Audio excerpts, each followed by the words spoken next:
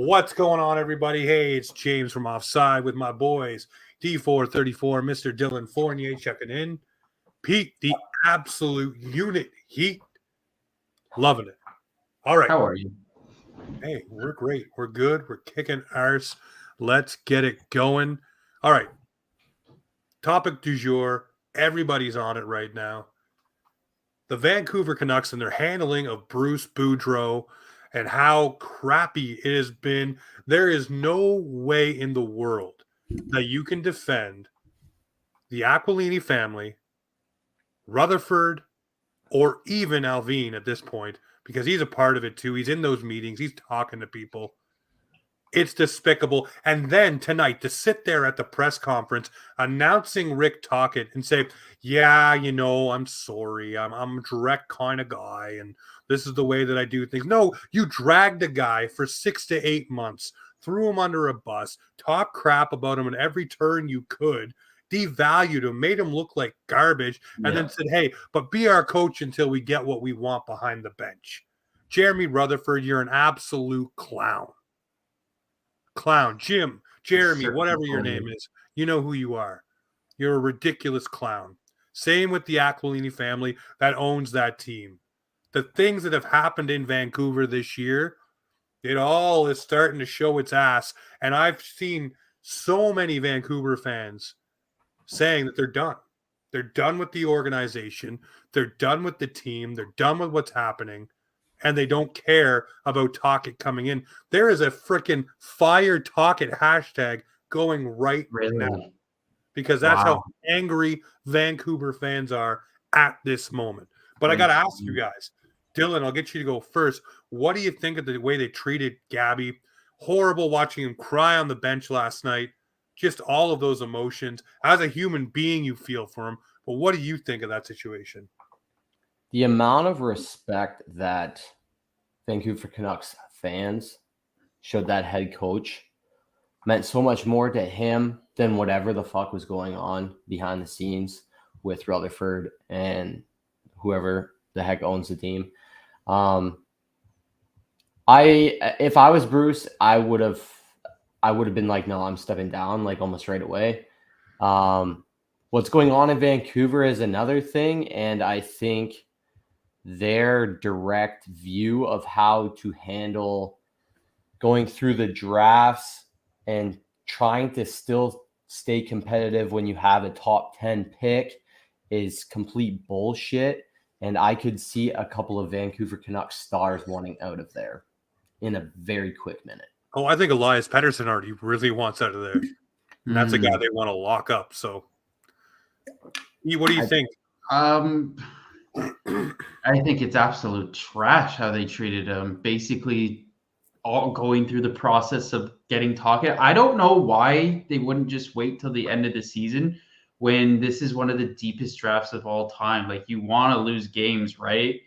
So it doesn't make sense to me that they bring Tocchet in during the halfway point of the season. But it was incredibly emotional listening to all the fans last night just chant, "Bruce, there it is." Like, he didn't like it at when they first started chanting it, but when they were chanting it last night, it got really emotional. He like you said, Dylan, he started crying, and we just felt bad for him. But I don't know, pretty shitty moves by the GM, the ownership. I don't know why they didn't wait till the end of the season, but it's just a shitty move on Vancouver's end. I completely don't understand their direct, like what is going on there. Like, pick what you're trying to do here. Are you trying to get a top 10 pick, or are you trying to compete? Because you are confusing the players, you are confusing the staff and the fans, and nobody there deserves it. I saw I think it's Cole Canuck. He posted a video of Bruce, there it is, because he was at the game. I thought that was quite emotional. The entire building was behind him, and touching moment for Bruce, but I could see him not. Another thing I want to say, sorry, Dylan, sorry to cut you off there, but like after the game, the players actually all paraded to his office and went one by one into his office to say their goodbyes, which I thought was pretty cool. No, I think it's amazing. That just shows you the respect, right? And it wasn't only them; it was also the other coaching staff coming through because they let one of those other guys go. They kept Yo and one other guy as well behind that bench. But I just think it's ridiculous in this day and age. This wouldn't be as big as a problem as it is if Rutherford kept his yap shut to the media. Yeah, That's for where all sure. it stems from. You can have the fact that you don't like the coach or it's not your coach apparent because you came into this job afterwards and the coach was already instilled. It happens all the time. GMs want their own coach, presidents want their own coach, whatever it is. But you can do all that behind closed doors. But to sit out in the media and drag a guy for his coaching style, the way that you set things up, the way the team's performing because of him, and use him as your constant scapegoat is ridiculous. It's so mind-boggling that you'd go that way and do it publicly. Well, what are you serving? You're not serving your organization by doing that to him because now, if I'm a coach or anyone else, they had to probably get Tocchet because nobody else wants to go there. Tocchet wants a chance at the NHL. He's not going to say no. But any established guy's probably going to be like, screw that. I don't need that noise. I don't need that. Get out of here. They don't Same have with a players. direction right now. They have no don't. idea what they're trying to do. What coach wants to sign up for that?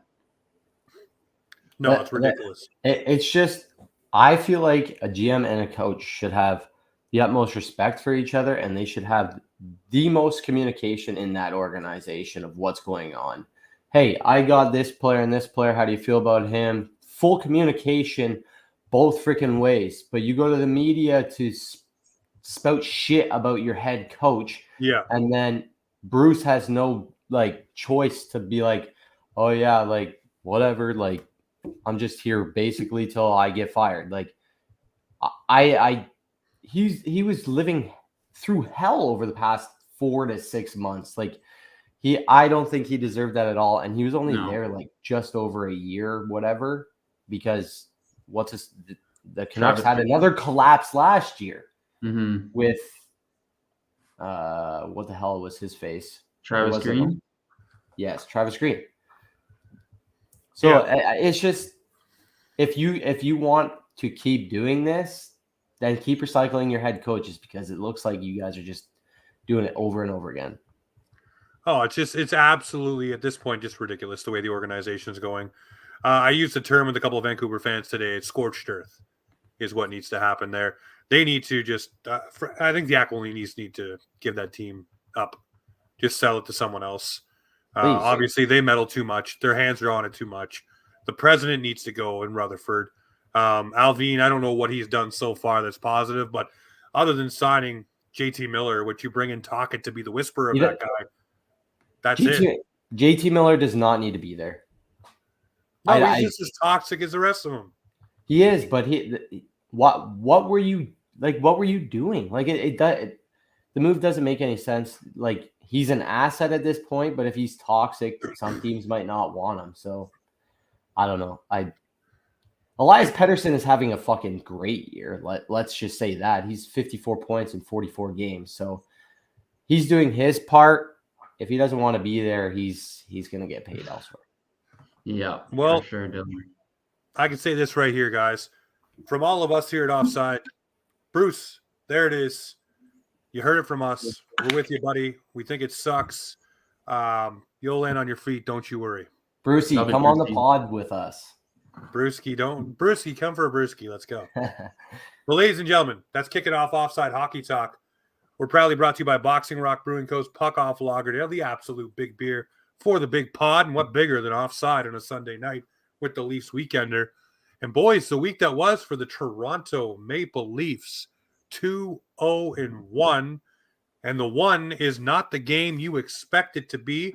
We already dove into the Panther game. The OT comeback, great. The Winnipeg Jet game is where we'll start. I want to say it looked like Sonar was finding his absolute groove. Boy was tracking the pucks. He was good all night long. The Leafs brought the pressure. Pete, instant gut check on the Jets game. I love Matt. We got classic Austin Matthews back in his form.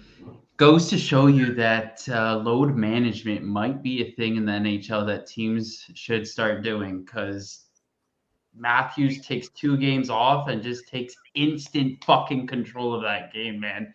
Like, even there was even one shift where he was on there for like almost 2 minutes and got a partial breakaway and was fighting off the defenseman and hit the fucking crossbar. Like, he had such a great game. He almost, at one point, he could have had like 4 or 5 that game. He almost had a natural hat trick in the second period. But yeah, no, great game from Matthews. It was an amazing game. You see me taking a bow there because you use the words load management. Yeah. And that is something I said about Jake Muzzin to start the season, maybe John Tavares.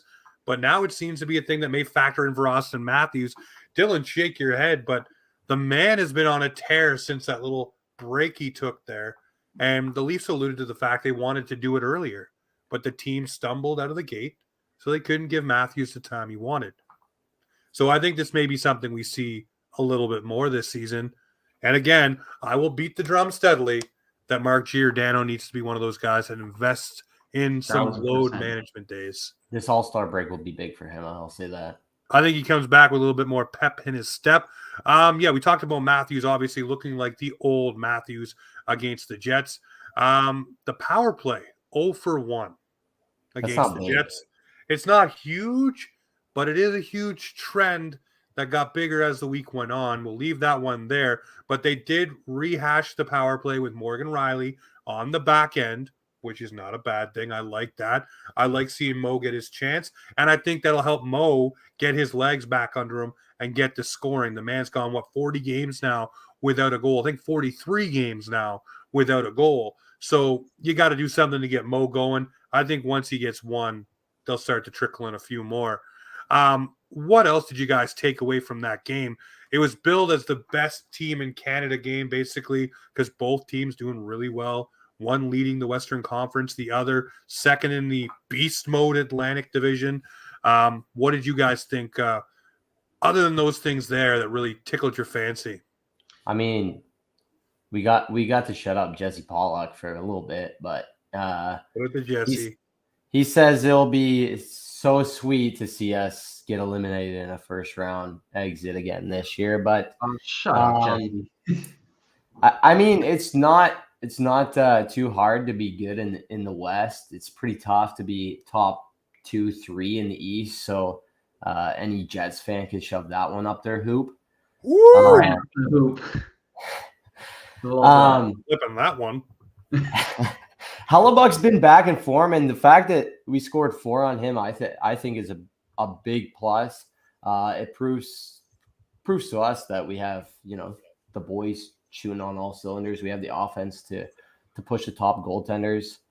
I do absolutely. I don't know if you guys have seen the Leaf to Leaf with Sonar and Murray, but I thought they're like friendship that has like bonded obviously throughout the season is like best in the locker room, because they're like, okay, yeah, I have no problem with you being in net and we'll just compete with each other. And I think it's a really healthy, competitive 2 guys in the net. And they're just a great duo this year, honestly. And like we predicted, like they could go and win the William and Jennings this year. So I'm liking how the team's rolling. Sucks that we lost later in the week, but happens. Dylan, what were you saying? The Leaf to Leaf? What is that? So it's like a YouTube thing, but it's I've seen it on TikTok a couple times. It was I think Justin Hall started it on YouTube maybe during COVID, and he was doing it for a while, but they do like a little interview. So like they'll sit down, they have like a question. Yes, I've seen that. Yeah, no, that's really good. To go back to the game though, I want to point out Matthews made a shot block on Josh Morrissey when it was 3-1, and that could have easily changed the tide of the game. And another thing I want to point out, James, you made a great video on it, but Liljegren at one point took a puck to the head, and it looked like Mark Scheifele was just barking at the ref because he thought he blew the whistle too early. At least that's how Bunting saw it. And so Bunting just started feeding feeding Shakely like you don't. Our players There hurt. was an whatever F you you say." and every other word in there. I saw that one. That was Yeah, so James's video was basically saying, and Mike Johnson on the broadcast even said he's like today's Darcy Tucker, which I'm like, yeah, he does remind me of Darcy Tucker. He's got that edge to him. He plays like him. He puts the puck in the net. Just Maybe doesn't have the crazy eyes. but yeah, I get Darcy vibe. I get Darcy Tucker vibes from Bunting. Yeah, that I like that comparison because he's not the biggest, but he's the feistiest on the ice. Definitely. Yeah, I mean, I got lit up in the comments saying that I don't know anything about hockey. I don't Oh, watch wow. hockey. And I laugh because if you look at the comparison between the two, what do they do the same? Get under Well, your skin. Tucker chirps, Bunting chirps. They get under your skin. They mix it up in scrums. They come running in for teammates, whether they drop the gloves or not. By the way, guys, if you look on the YouTube clips, Bunting has dropped his gloves a lot this year. It just he gets tackled to the ice before anything happens. So it is what it is. He's still trying to get in there. He tried to fight Lawson Crouse, and Lawson Crouse said no. So he didn't get the fight there. But again, the only thing he's missing in my eyes for the Tucker's perspective, and by the way, guys, caveat here, it's only Bunting's second year in the NHL. He's still kind of getting his so let's just remember that, okay? He just came out of his rookie season, so he's got a little bit of time to get his footing here. But anyway, He doesn't drop the mitts. He doesn't have the crazy eyes. He's but also got to fight an entire bench, right? I think he's getting there. He is progressively getting more aggressive and more agitated level with people as well as agitating people. And him yelling from the bench, everybody's like, oh, big tough guy yelling from the bench. He does it on the ice every single night. I don't know if you see all the scrums. He's always in front of the other team's net and always taking a licking. So I think it was a good comparison. It's fun. It's fun. I love the fact that we have him. Now here comes the unfun part. So the Maple Leafs, they wander their way into the Bell Center against an AHL team. Oh my fucking God. Without Cole Caulfield, without many regulars in the lineup. And, after the first period, you would swear the Harlem Leaf Trotters were in town because the way they dominated the puck, I think it was 16-5 were the shots, up 2-0, complete control, zone time, anything you can think of was in the Leafs' favor. Period. De facto done. And what happens to Leaf teams when they get that feeling against a downed opponent? They come out the next period and they are flat. They are flat. And what did Montreal do better? They came out with energy. They came out with spunk and pizzazz, and they took it to the Leafs for the second, and they held on through all blue hell in the third period, and they beat the Leafs in overtime. Am I wrong? It's so frustrating, James, watching the Leafs beat these other two playoff contending teams, and then they just don't show up for two periods against one of the worst teams in the NHL right now. Tavares said it best. They had a great first period, and then they took their foot off the gas pedal. Like, what are they doing? When your third line is the most noticeable line out there, you have a problem. If that line is the line that's going and driving your team for two periods, there's a problem with your top six. And I get the fact that they feel they're in a playoff spot. But here's the thing. Tampa lost earlier that day. You had a chance to make the gap between you and the Bolts 6 points. Instead, it's only 5. Mm-hmm. That extra point could loom large for home ice advantage. And I don't know what's going on there. Again, they always do this to downed opponents. I'm worried, and we'll talk about this soon, about the Ottawa game this week being another one of those games where they just flub it up. They play down to their opponents, James. They've lost twice to the Phoenix Coyotes or Arizona Coyotes this year. Pardon me, what did you say? I said they've lost twice to the Arizona Coyotes. I don't remember the last time we beat the Coyotes, so I don't know. It's embarrassing. It is. It is embarrassing, and I mean, like, you don't see Boston losing these kinds of games. Like, why can't the Leafs compete? It doesn't make sense. Between the ears is a powerful thing, my friend. But we still get a point, and we get another thing here too. We get to see McMahon kind of solidify himself in the lineup after what happened today, and we'll talk about that in a little bit. Looks like he has his spot. He's hitting, he's grinding, he's doing all the things they want. He's cheap, he's effective, etc., etc., etc. Bobby McMahon, come on down. Your new spot here in the Leafs roster is waiting for you. What do you guys like about Bobby McMahon? I haven't watched him that much, but hey, he's solid. He's solid. He's doing his job. He's a bottom six forward right now, and he's a guy that obviously wants to play, and he's high octane. He's giving it his all for this team, obviously, but I feel like the trade deadline is going to change that up. But that's just me. You think Bobby McMahon's gonna get sent back down once the trade deadline comes? Yeah. I like the way he's played so far. Nothing. I mean, it's sad he doesn't have a goal yet. You can tell he's grinding out there. He's heading to the corners. He's getting in front of the net. He's making all the right moves. He's playing right. Yeah, he looks good out there, James. He does. I'm very excited for what he can bring to this roster. Now, I said this last Sunday. I said the Montreal Canadiens love to whoop us. They didn't whoop us, but they beat us. And it sucks. The Leafs need to figure this part out. This is the part where they need to bridge the gap and get these games under control, foot on the neck, like I said before, and just finish it off. Show your killer instinct and get it done. But right now, we'll survive with the 1 point. We'll be 5 up on Tampa Bay. We got 4 games this week, which leads us into the week that will be. The Isles are always a battle for the Toronto Maple Leafs. Wondering, boys, what you see there. The Isles are scrappy, and they're not exactly what they used to be, but they're a team that can still beat you and put you on your head.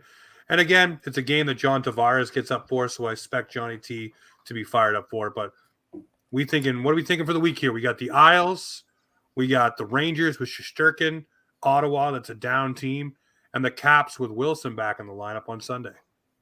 I'm looking at the schedule right now. All these games are at home. Mm-hmm. They have no reason to go 3-0 this week. I mean, just watch the Islanders come in. Ilya Sorokin, we all know that guy's a fucking unit. He's a brick wall. Watch him steal the Islanders a game. I know they're a fringe playoff team. They're battling for a spot right now, so they're going to be hungry. That's going to be a tough one for the Leafs, I think. Yep, 100% agree. I think the New York teams are going to be actually pretty tough. They both have a solid goalie. The Isles play a very defensive game. If you haven't noticed, where's Barzell lately? He's working on that defensive game. New York Rangers, they have some of the. I think they have 3 guys in the All-Star game, maybe 4, if I'm not mistaken. So their squad's doing well. I think Panarin has most goals in the Metro right now. Maybe wrong, but Shesterkin will stand on his head no matter what. That'll be a close, low-scoring game, I think. Ottawa's going to bring it because they always bring it. And then the Caps, Wilson will bring the body. Backstrom's been back for a bit. I want to say it's going to be like a 2-2 week. 2-2 week. How many games they don't play Saturday? Does Sunday count? Play Sunday. Oh yeah, Sunday counts as a game. Okay. Saturday and Sunday, or Friday and Sunday? Friday and Sunday. Special hockey night in Canada, by the way, Friday night on CBC. So you'll be able to catch that one nationally across the good old networks. But yeah, so what do you think, Pete? Dylan's going 2-2. Pete, you said 3-0. You up in that? I'm gonna say 3-1. I'm going 3-1. All right. I'm going to say the Leafs go 2-1-1. So they win against the Isles. They lose against the Rangers. They lose in OT against Ottawa, and they beat the Caps. I could see That 100% happening. You know how that I would Ottawa agree game on the is wins going. and losses. What's That that? Ottawa game, they're going to have the lead the entire game, and then they're going to blow it. Ottawa scores, or Timmy Stu's going to score in overtime to just deflate the Leafs, and we're going to be talking about it on their next pod, being like, what the fuck is going on with the Leafs playing down to these teams? That's just how it goes here in Leafland. And call me pessimistic, Pete, but that's just how it goes. That's how it goes. 100%. No, you are right about that one, Pete. Listen, this week is going to have a lot of Leaf shuffling as well, by the way, guys. We got TJ Brody, who's supposed to be back very soon. Probably not Monday game or Wednesday, but maybe against the Ottawa Senators towards the end of the week. He's very, very close to returning. To me, TJ Brody is a Giordano type. He's a stabilizer for this defense. And some people across the networks, feel this team needs to be stabilized a bit more. Only gave up 2 goals against the Habs. It's not too bad. 1 against the Jets. The Panther game being the outlier, but that was more Murray having a bad game than anything. Yeah. But I do say TJ Brody will stabilize this defense nicely. You put him with Morgan Riley and allow everything to trickle down to where it needs to be. The other part, we lose. I am going to say it now. We lose Dryden Hunt on waivers. I think so. And the reason why I say this is the Maple Leafs want this to happen. They want this to happen. They like the player. And they wouldn't be mad if he got sent down. But what does that do for the Leafs if he gets claimed? It opens up a contract spot, which gives you more flexibility towards the trade deadline. And maybe you don't have to add so much dead weight into a deal to get something done, like a Simmer contract or a Cliffy contract. You can be able to have a little bit more flexibility and maybe even take something more back to help the team that you're trading with, just to get the numbers to where they need to be. So I think that they're betting on this player being taken. Could I be wrong? He's a great player. I feel bad for the poor man's suitcase right now. Hey, man, he's going to have 4 goals with 4 different teams. That's a pretty cool thing for the season. He was with Colorado, and then who? And then us? Or Colorado, us, and so yeah, maybe somebody else. Oh, I thought there was 2 teams before us. He was what? He was Florida, Rangers, Avs. Then you switch over to the Leafs. So that's 4 right there, and potentially a 5th team if he gets picked up again. Unbelievable. Poor guy. I've watched like girlfriends like post on Twitter of like hockey guys. Nick Aube-Kubel's girlfriend was hitting up on Twitter, and I just feel bad because like the guys leave and they got to pack up everything, and it's like that's what you have to do when you're a freaking girlfriend. But like I don't know, I just feel for them. Their suitcases probably never gets unpacked because they're always on the road or they come in for a couple days. Yeah, I think a lot of them rent like condos or stuff from guys or whatever, different spots. Just keep it going. I know the Leafs put guys up in condos as well, in apartments. Yeah, Kadri has a condo. You saw that penthouse, hey? Holy smokes, let's go. The other thing here, I think when you have Dryden Hunt on waivers, you're obviously bringing back Pontus Holmberg. We've already talked about the fact that McMahon has his spot. Keefe really wants Holmberg back. He loves him some Holmberg. So I think the Holmberg homies will be coming back. And then the goalies. You got to know, how do you do the goalies this week? I think you got to go Murray against the Isles. Yeah. I think you go Wednesday night, Sonar versus Shesterkin, the all-Russian matchup. Yes. Then you go Murray against Ottawa. Yeah. 100%. And Sammy against Washington. Yeah. There you go. Yeah. You figured it out. I like it. Let's go, GM time. Woo! Easy. There you go, guys. We got it all set up here for the Leafs goaltenders. You know what it is. Offside Hockey Talk coming to you live from the Leafs camp. Let's go. We're really just in the dressing room. We don't want to tell anybody, though. Keep it going. Keep it under wraps. Let's get into the GBU of the week. The good, the bad, and the ugly. You guys can agree to disagree, but the good this week, Matthews, looking like the old Matthews, never a bad thing. Gets the all-star nod, heating up on the goal-scoring front, loving it. I don't love him going to the all-star game. Don't get me wrong. I'd rather him rest. But I'm just saying, it's a good week for Austin Matthews, and Austin Matthews coming into form Load management, baby. It does wonders for a guy. But the good, Austin Matthews, are we in agreement to that? Absolutely. It's funny. I was listening to the Chicklets the other day, and Tyson Berry was on it. They said when he was on the team that his nickname was Tony, just because of I don't know the way his name is spelled. So someone started calling him Tony, which I thought was pretty funny. But yeah, no, he's looked great. He's going back to form. We need him for playoffs. He's gonna get a couple tucks here and there. He's not gonna. Guys, I think it's safe to say he's not gonna break 50. You think? He could go on a tear and break 50, 50. He is not. He's not breaking 60 like we all predicted. No, God, no. He's definitely breaking 40, 100%. He'll break 40. Yeah. I think I think he'll be on the top end of 40, if anything, because he has 24 right now. 24, yeah. So Tie with Nylander. Yeah, double it with 48. Let's just say safe call. I got him going 51. 51. Okay. I was gonna say the optimism. I think he's gonna really heat up, and I think just a theory here. I think Austin Matthews is not going to the All-Star game. I think there's going to be. I 100%. I would 100% agree with it. Send Nylander. Why? Okay, so like, what do you think's going to happen? He's going to say he's injured, or he's just going to? Yeah, I think him and the team are going to come to an agreement that he's hurt, that he needs to heal. He needs time to heal, and I think they can use the recent 2-game sit out as this guy needs time to be able to know what he needs to be for us, and take the 1-game suspension on the other side if he has to, and Willie Nylander will fly down to Florida and have some fun. I was going to say, is that how it works, or sometimes is it another player from a team? I think it would be Willie. I think that's who they'd swap it out for. I think or it could be the next highest voted.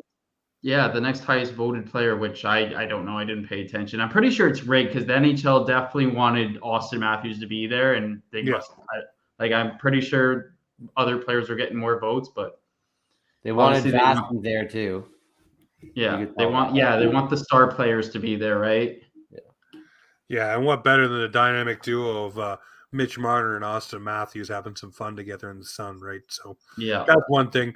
The bad this week, we talked about this a little bit earlier, and Dilly, I know you said 1-0 against the Winnipeg Jets isn't too bad, but how about going 2 for 10 this week on the power play? That's not so great.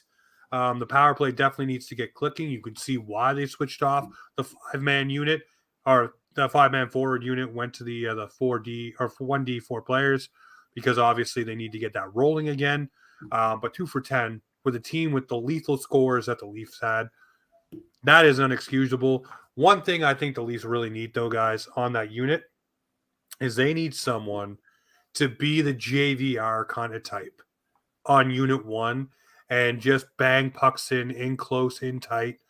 Because right now it's a lot of perimeter passing and looking for one-time or perfect lanes, which, don't get me wrong, when they're on and working, they're great. But when you're not getting those seams, you need just to get the puck on the net and start banging those pucks in the net. And that's what Spezza was so good for on the power play. Yeah, I think we need a true top 6 power forward. Come on down, Timo Meier. Timo Meier, Ryan O'Reilly. Ryan O'Reilly, I don't know. Ryan O'Reilly in front of the net. Oh. That'd be pretty good, eh? I mean, this power play, man, I cringe every time we play now because it's so predictable. It would be nice having it, like you said, a nice big body in front of the net. Ryan O'Reilly, JVR, bring him back, or Timo Meier. JVR, he's at like what, 7 mil cap still? Is he? Oh, yeah. Never mind that.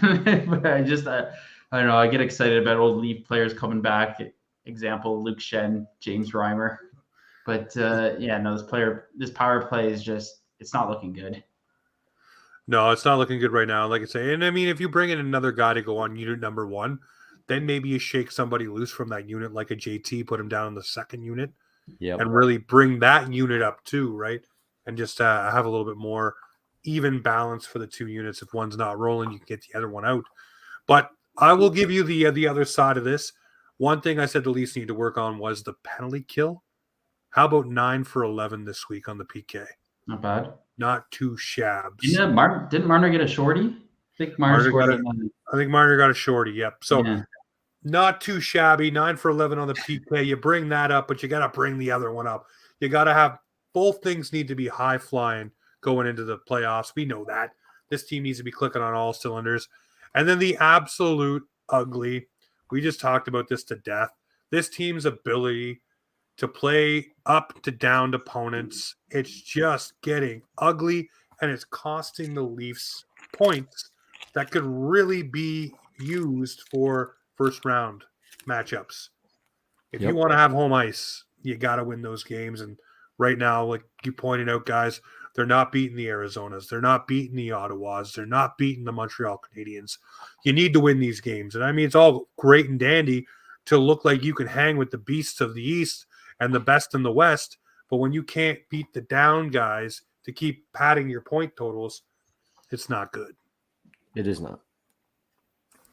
Is it not good? I don't know, guys. It's the regular season, as we know, is important. But as long as they don't do this shit in the playoffs and they play to perfection, then we won't be talking about this anymore. No, we won't be. We won't be. I just want one round.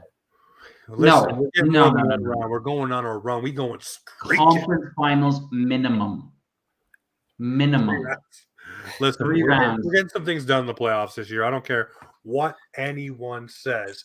But let's navigate off the Leafs for a moment here. The NHL All-Star Game is going to Florida, but the Florida governor has said he will not allow the NHL's Everyone Can Play initiative to be a part of the NHL All-Star Game, which I ask you both, should the NHL right this second say and head somewhere else?